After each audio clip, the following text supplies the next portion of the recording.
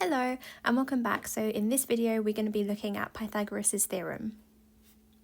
So the objective here is to calculate the missing side of a right angle triangle using Pythagoras' theorem.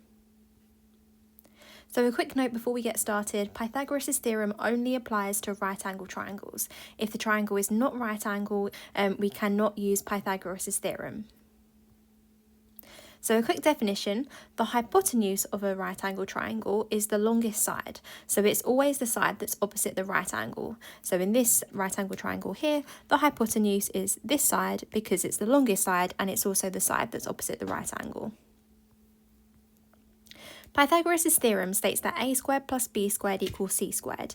In order to apply this theorem, we need to correctly label the sides. So c is the hypotenuse. You always have to label c the hypotenuse, but a and b can be either of the other sides. So then we have that a squared plus b squared equals c squared. So we're substituting two of the sides and we rearrange to find the third side.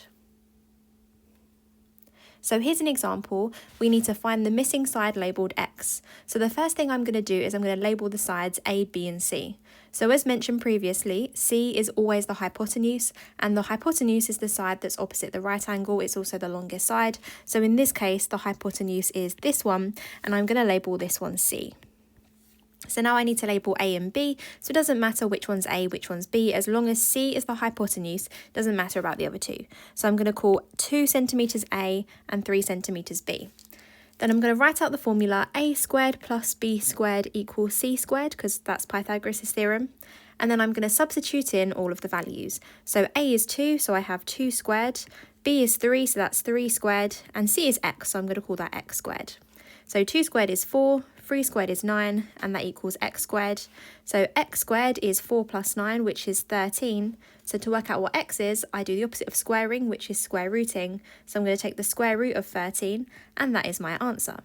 I can also work out what the square root of 13 is. So if I use my calculator, I end up with 3.6. So it's 3.6 centimetres. And I can see it looking at the value. So I've got 2 centimetres and 3 centimetres for the other sides. So the hypotenuse is the side we're trying to find, and that's the longest side. So this number should be bigger than the other two. So 3.6 is bigger than 2 and it's bigger than 3. So that gives us an idea that our answer might be correct. This answer definitely is correct though, because we've used Pythagoras' theorem correctly.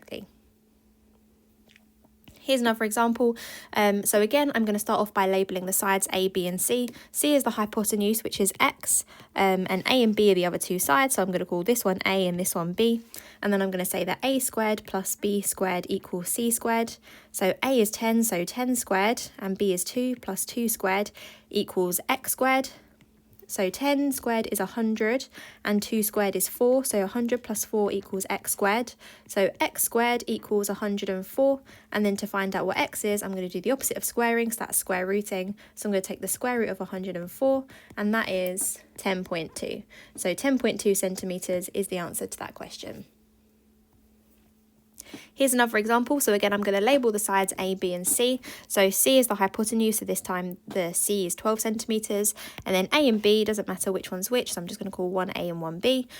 So we have a squared plus b squared equals c squared. So this time we're actually trying to find b. So if I sub in the values I have, so I have 3 squared plus x squared equals 12 squared. So I know 3 squared is 9, x squared is just x squared, and 12 squared is 144. So to solve this one, I need to subtract 9 from both sides to get the x squared term by itself. So I end up with x squared equals 144 minus 9, which is 135. So to work out what x is, I take the square root of 135, and that's going to be 11.6 centimetres. Here's another example. So again, I'm going to label the sides a, b and c. So c is my 9 centimetres, which is the hypotenuse. 6 is going to be a and x is going to be b. So I have a squared plus b squared equals c squared. So we have 6 squared plus x squared equals 9 squared. So 36 plus x squared equals 81. So now again, because I want to get x squared by itself, I need to do 81 minus 36 this time. So x squared equals 81 minus 36. So x squared equals 45. So x is going to be the square root of 45, and that is 6.7 centimetres. So here are 3 quick fire practice questions on this topic. Pause the video, have a go at these, and I'll reveal the answers in a moment. Okay, so well done if you managed to have a go at those. Here are the answers, and that's everything for Pythagoras' theorem. So thank you so much for watching this, and I'll see you again in another video. Bye!